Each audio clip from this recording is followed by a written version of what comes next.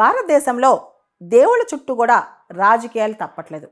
జగన్నాథుడు ప్రపంచాన్ని ఏలే నాయకుడు. మనందరూ తెలుసు పూరి జగన్నాథ్ టెంపుల్. అందరం జగన్నాథ్ టెంపుల్ అంటే పూరి గుర్తొస్తాయి. పూరిలో రథయాత్ర గుర్తొస్తాయి.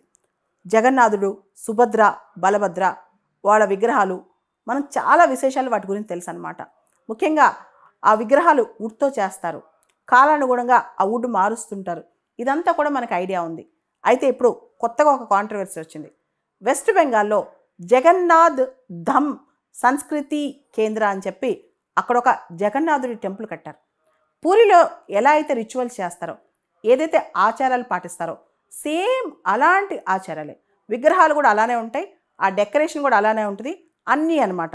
రీసెంట్గా ఏప్రిల్ 30వ తారీఖున అక్షయ తృతీయ రోజున ఆ విగ్రహాల్ని మొత్తం టెంపుల్ని ఆవిష్కరించారనమాట. అయితే ఒరిస్సా సీఎం మాత్రం దీనికి అభ్యంతరం చెప్పేశారు. మోహన్ చరణ్ మాజీ ఒరిస్సా సీఎం ఆయన ఒక మాట అన్నారు. ఎప్పుడైనా అసలు ధామని ఎలా పెడతారు? భారతదేశంలో దేశం మొత్తానికి చార్ధామ్ అంటే బద్రీనాథ్, రామేశ్వరం, ద్వారకా, పూరి. అలాంటప్పుడు వెస్ట్ బెంగాల్లో జగన్నాథ్ ధామ్ అని ఎలా పేరు పెడతారు? ఏదైతే Sri Jagannath temple administration already పూరిలో ఉందో వాళ్ళు ఆల్రెడీ ఈ జగన్నాథ్కి సంబంధించిన ఈ పేరుకు సంబంధించి పూర్తి స్థాయిలో ట్రేడ్ మార్క్ రిజిస్ట్రేషన్ కూడా చేశారనమాట. సో జగన్నాథ్ టెంపుల్ మీరు అక్కడ ఎలా కడతారు? సేమ్ ఐడల్స్ ఇక్కడి నుంచి వుడ్ తీసుకెళ్లారంట. పూరి నుంచే ఆ కట్టెలు వుడ్ మొత్తం తీసుకెళ్ళి సేమ్ డిట్టో అలా చేశారనమాట. అంటే వెస్ట్ బెంగాల్లో జై జగన్నాథ్ అంటే మొత్తం ఈ జగన్నాథ్ అనే సెంటిమెంట్ కోసం మమతా బెనర్జీ చేస్తున్నారా? ఎన్నికల్లో గెలవడానికి చేస్తున్నారా? మొత్తం ఈ జగన్నాథ్ అనే సెంటిమెంట్ని లేపడానికి చేస్తున్నారా?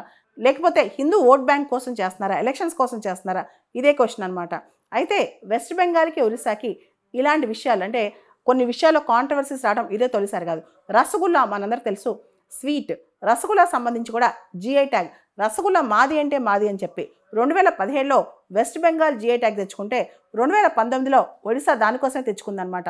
ఏదైతే వెస్ట్ బెంగాల్లో దిగా ప్రాంతంలో ఈ జగన్నాథ్ టెంపుల్ కట్టారో, జగన్నాథ్ ధామ్ కట్టారో, దానిలో మొత్తం ఐడిల్స్ తయారు చేయడానికి వుడ్ అంటే ఆ దరువు కూడా మొత్తం కూడా ఐడిల్ సంబంధించి పూరిలో ఏదైతే లెఫ్ట్ ఓవర్ వుడ్ ఉందో దాన్ని తీసుకొచ్చి చేశారంట. సో ఈ చర్చలో ఇప్పుడు ఒరిస్సాకి వెస్ట్ బెంగాల్కి మధ్య ఈ కాన్ఫ్లిక్ట్ వచ్చేసింది. అసలు వెస్ట్ బెంగాల్ సేమ్ అలాంటి టెంపులే రెప్లికేట్ చేయొచ్చా? అలాంటి పేరే పెట్టొచ్చా? అసలు దామని పెట్టొచ్చా? ఐడియల్స్ కూడా అదే వుడ్తో చేయొచ్చా? అదే రకమైన రిచువల్స్ చేయొచ్చా? ఇది తప్పు కదా అని చెప్పి ఒరిస్సా ప్రభుత్వం ప్రశ్నిస్తోంది.